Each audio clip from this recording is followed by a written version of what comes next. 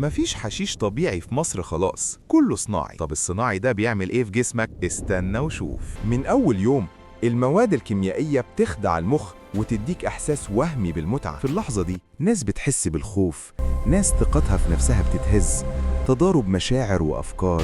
بعد أسبوعين الذاكرة القصيرة بتبدأ تنهار، خصوصاً عند الشباب. أحدث الدراسات بتقول بعد أسبوعين 6 من كل 10 شباب بيبدأوا ينسوا بسرعة.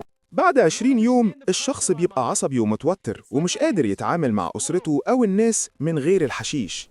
لكن أول ما يدخن الحشيش يبان هادي ومسالم ويرجع طبيعي.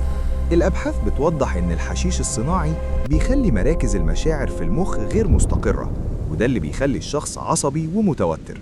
الخلايا المسؤولة عن الذاكرة والتركيز بتتأثر، وده يسبب ضعف واضح في الذاكرة قصيرة المدى.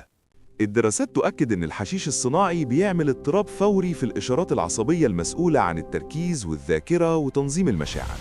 المادة دي ما بتعملش نشوة، بتعمل انهيار. المخ بيفقد توازنه، الإشارات بتتفكك، الذاكرة بتتعطل، القلب والكلى بيتضغطوا، ومعاهم ذعر حاد بيولع من مراكز الخوف نفسها. لو شايف إن الوعي مهم، اشترك وخليك جزء من اللي جاي.